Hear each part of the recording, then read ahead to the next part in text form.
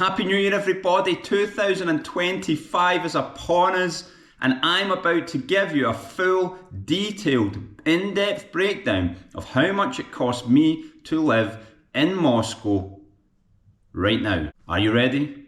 Let's go. Now guys, before we get into the breakdown of my cost of living in 2025, could you please press subscribe? It would really help me out. It's the one way that someone who makes YouTube videos like myself can get their channel out to more people, by subscribing to it if you're watching the video. I'd really appreciate it. Okay, let's get on with it.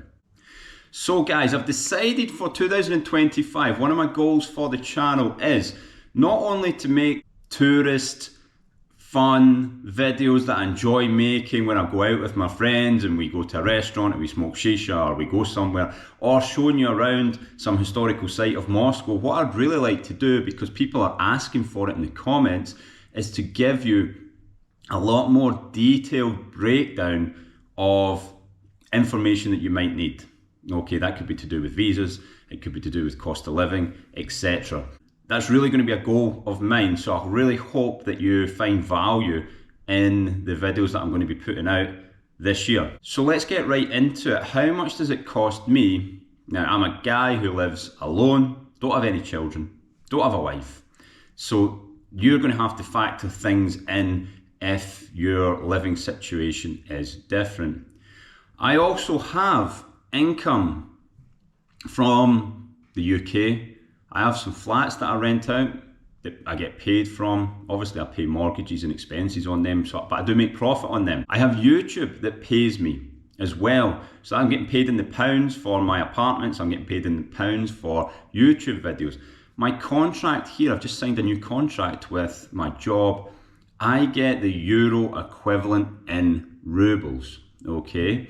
So I get paid in rubles, but I get the euro equivalent of my contract on the set dates. For example, if I get paid on the 17th and the 2nd, I can't remember exactly what date it is, but the cut-off date for that payment, whatever the euro equivalent of that is in rubles, I will get paid that amount. And so it'll fluctuate, but at the moment, for me, it's very good. So you're gonna have to take all of this into account. Remember, when I make these videos, I'm talking about me.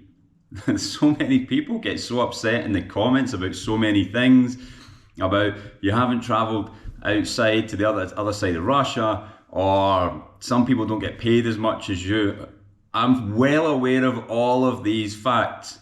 Some people get paid a lot more than me, so it's just me giving you reference of my life. But of course, I'm preaching to the converted here. Obviously the people who are objective and sensible, they understand this. The other people are maybe people that aren't too happy with how their life is going, so they come on and watch videos about subjects that they don't like, or maybe people that they don't like, and then they get angry about it. I've never understood it myself, but that's what they do.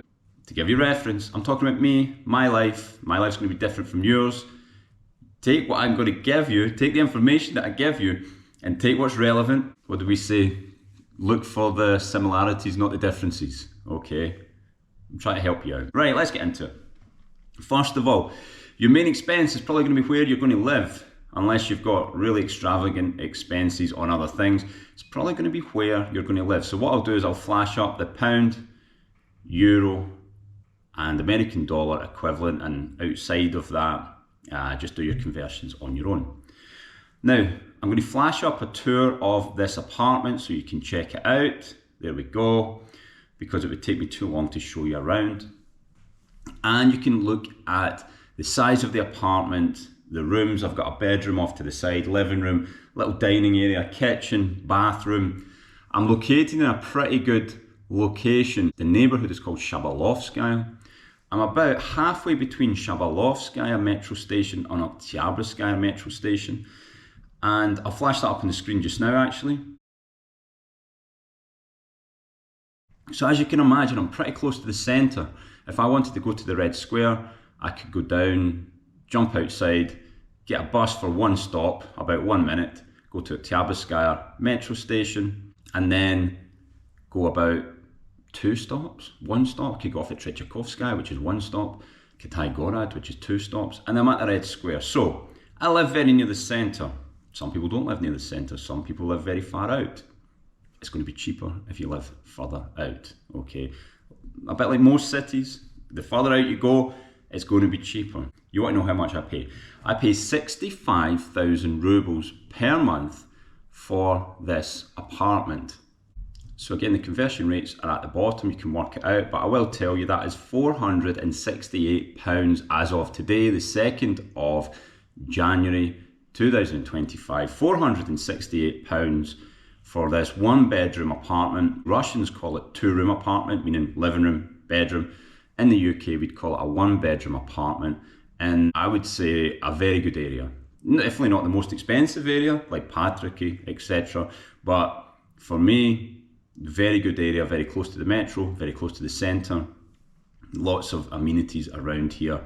Restaurants, bars, shops, even a shisha lounge that I go to. So for me to pay 468, can you even rent an apartment in the UK for £468 per month? That converts to today $583 as well. So for me, there's no way that I could be paying this amount in my home country. Now, I would say I've got a pretty good deal. Everything in life is a negotiation. Whether your job, where you live, a relationship, it's all a negotiation, okay? So, for example, you could maybe say to your landlord, if you keep the price the same for another year, I'll sign on for another year. Or if you keep the price the same for another year, I'll give you 3 months up front. Okay, you've got to try your best. Now, I've got a friend who's maybe 2 stops down on the Orange Line, Akademicheskaya, and he's paying 55,000. It's like a studio apartment. So 55,000, you know, if you're a single person, it's a pretty good deal, I think. Okay, so next up, you're going to want to know how much my bills cost. Now, when I talk about bills, I'm going to talk about my gas, electricity, water, internet, and a payment towards the concierge. That's the guy that is in charge of the building and maintenance and any problems like that. I pay a grand total of, give or take 100 rubles either way, let's say 5,000 rubles per month.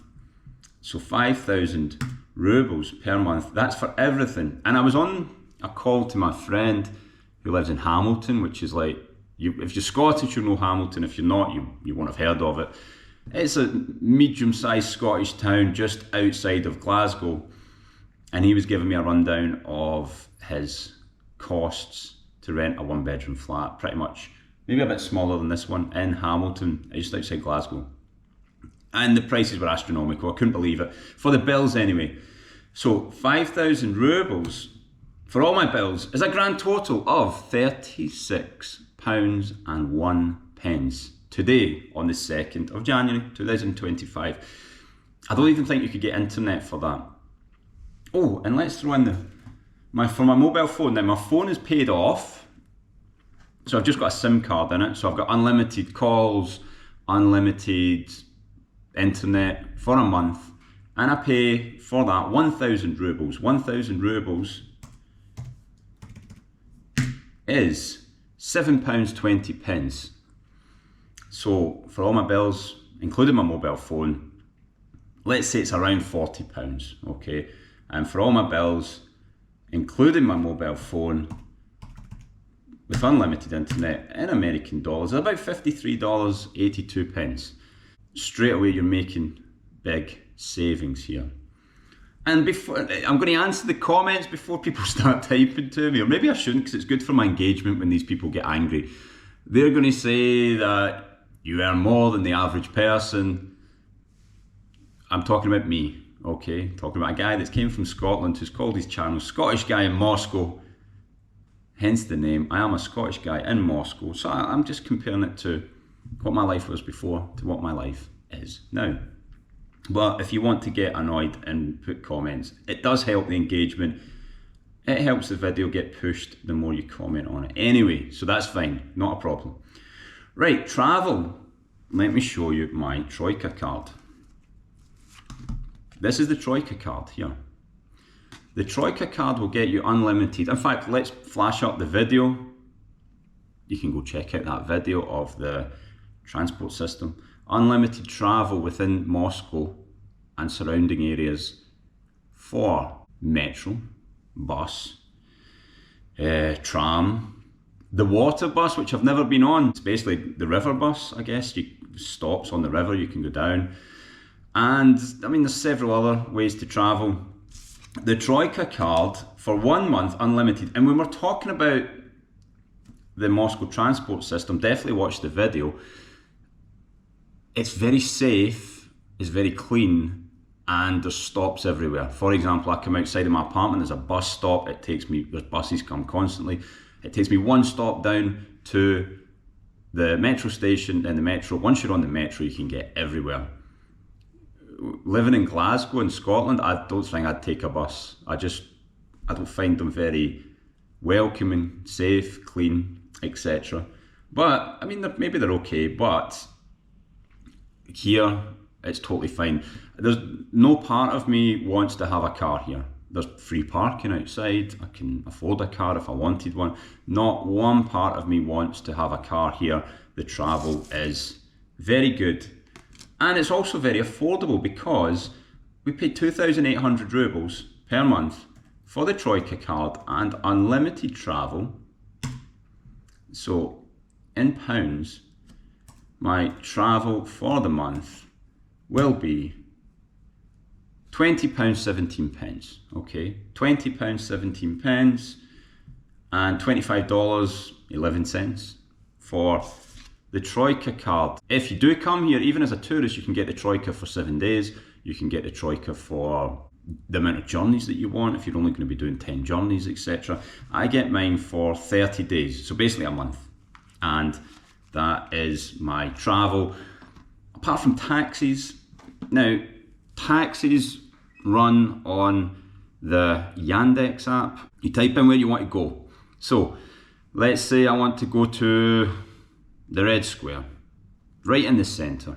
My location to the Red Square. And of course it depends on the time of day. At the moment it is the afternoon, 20 minutes past 2 in the afternoon. To go to the Red Square is 534 rubles and it'll take 25 minutes. So 534 rubles, 25 minutes. So you can imagine London or something, you want to go see Buckingham Palace or something, and 25-minute taxi through London, or you want to see, I don't know, Times Square in New York, and it's a 25 minutes, so you can sort of compare it to those prices. £3.85, £3.85, and $4.79. Also, when it was New Year, I was going over to a party. It was about a 15-minute taxi ride at about 9 p.m, 9 o'clock in the evening, just before New Year's Eve. And that was about the same price. I think I put it in my last video. It was about 500 rubles. I think in the UK, it's like double time, triple time, etc. So I was quite pleased with that. So the taxis are good. The taxis can jump up, of course. You know, everything isn't perfect.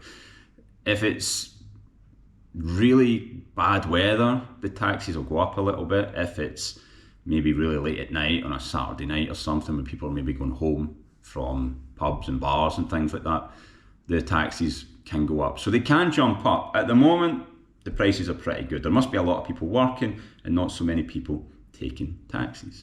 Okay, everybody, next on to your grocery shopping. Now this is something that's going to vary wildly. So I think what I'll do is I'll make a video of me actually going grocery shopping. I've went and showed you the supermarkets, but I was just walking around. I wasn't buying anything. Show you my weekly grocery shopping. So again, put it into perspective of my life.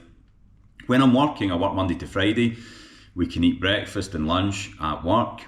I also probably get deliveries, takeaways, and eat out definitely a few times a week. I would say I probably pay about 5,000 rubles. My food shopping, let's have a look and see what that is. 5,000 rubles in Great British pounds, about £36 and 3 pence, and in US dollars will be around $44.84. But it sounds super cheap, but you know, I'm living on my own. I eat at work for free, breakfast, lunch. I'm out a lot of the time. I get takeaways, etc. So, you know, I wouldn't budget that amount. It's not like when you go and watch these videos about cost of living in Vietnam and every meal's like £1 or $1 and it's super cheap. That's going to vary wildly. For example, if I buy a bottle of wine, it's probably going to be about 800 rubles. If I get a Domino's pizza delivery, then that's going to be about 1,500 rubles, which is about £10.81. Still cheaper than the UK, but these things are going to mount up. So definitely don't factor in 5,000 rubles for your food. You definitely could live on that. You could go to the really cheaper supermarkets. I think Lenta is one of the cheapest. I go to Perica Rostock. And of course you need to get your store card, a bit like your Tesco Club card or whatever, so that gets beeped, because for a long time I didn't have one. And I didn't realise how much more I was spending because I didn't get this thing, because I actually had to get someone, a Russian person, to help me get it. It was a little bit complicated, for me anyway, but now I've got my little barcode and I get my discount, etc. So that's how much I pay for my food shopping, but my situation is probably way on the cheaper end. Someone living alone, eating at work for free, being out all day. One thing I do want to tell you about is these things that I get on my bank account called bonus payments. It's basically like cash back, you would say. So everything that goes into your account, and of course I bank with a bank called OTP, whatever you spend, you're going to get cash back on that. In December, I got 8,509 rubles cash back. So that's like £61.34 just for having the bank account and just using it. What's that in US dollars? 8,509. $76.31. So that's paid for all my bills, my travel, some of my food, I suppose. That is another thing that is classed as income towards me, so I'm very happy with that. I didn't even realise I got that. I suppose it depends how much you spend on an average month. Maybe with it being December, I was spending a little bit more than normal, but it's usually about that 8,000 or something, so it's a good little income. Electronics, well, I don't buy a lot of things, but I did buy a TV. It's in my bedroom. I bought it, put it there, and then immediately put it in my bedroom. So I paid, it was a 50-inch TV, and brand new, delivered within an hour from Ozon, and I paid 23,000 for it. So 23,000 in Great British pounds, £165.85 for a 50-inch television, which is delivered right to my flat within an hour. So I think that was a good price. Electronics, I don't really buy a lot of stuff. I don't even buy a new phone, but the one I've got just now is sort of slowing down a little bit. But otherwise, I'm not a big spender. I'm somebody that invests my money. As I said at the start, I buy property and things like that. So I don't spend a lot of money. If I'm spending money, it'll be on travel, it'll be on food, it'll be on usually experiences, eating out, that type of thing. My whole goal in life has been to be, do I want to use the word comfortable? Financially comfortable. Okay, that doesn't mean not doing anything. It means being able to do all the things that I want without overemphasizing physical things. Okay, so I don't buy lots of items. I don't want a lot of possessions. I don't care about that. I've had a previous life and had all that stuff. I've had a big fancy car. I've had like a 3-bedroom house and a double garage and all that stuff. Not meaning that I had a lot of money, meaning that the opposite, meaning that I was buying stuff that maybe wasn't out with my reach, but was making my life uncomfortable.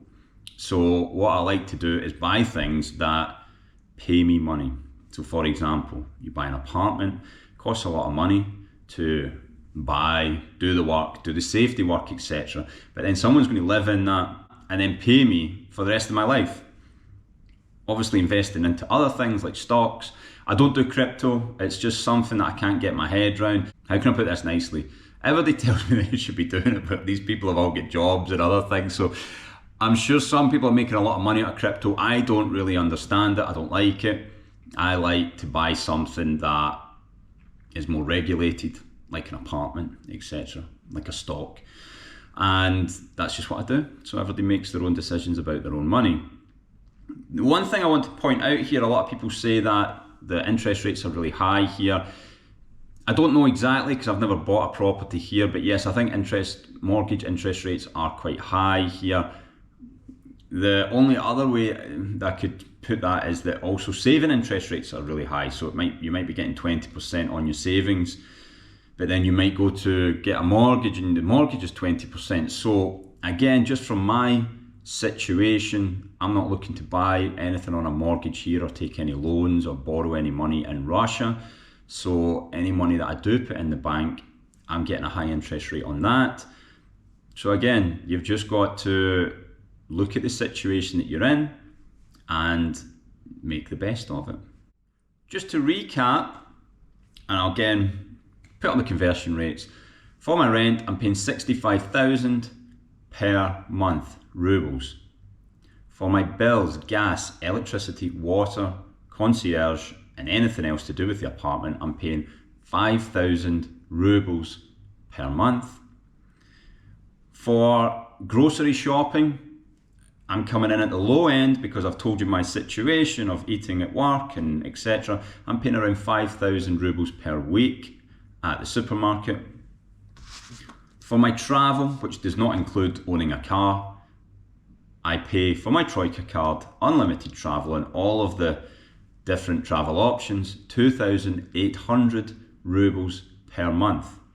Everything over and above that, you can go to bars where it's 300 rubles for a drink, or you can go to somewhere super expensive and it's going to cost you a lot.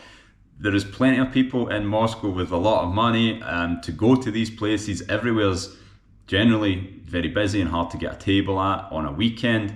So it really, really depends. For example, I went out to a restaurant in a place called Patricky, which is sort of upper class area of Moscow. And the bill came, and I think one of the main meals was about 1,500 rubles. The other one was another 1,500 rubles, which is like £12. And I thought, well, that's fine. And there was another 1,500 rubles on there. And I thought, what's that? We only had two main meals and like a bottle of water and maybe like a soft drink, a Coke, lemonade, whatever it was. And I looked and I'd paid, they'd asked me, do you want bez gasm or sugasm? Means with gas, without gas, the bottle of water. Maybe it's a litre of water. And I just said, yeah, just give me fizzy water, sugasm. And the bottle of water came to 1,500 rubles, which was about £12. So I paid £12 for a bottle of water. And it stung a little bit. I'll be honest, it stung a little bit. For a bottle of water, £12. So anyway, just know that if you want to spend a lot of money in Moscow, you can certainly find places to spend it. I like to invest my money. I don't like to waste a lot of money. And I like to negotiate on things such as, the price of your rent and paying a few months in advance or signing up for an extra year, etc. So take all the information that I've given you. I hope that it helped you. Make it relevant to your life and then go off and do your other research, watch other YouTube creators, Google things, whatever you want. And if you've watched all the way to the end, I really appreciate it. Thank you so much for watching my videos. I really want to give you value and I'll see you next time.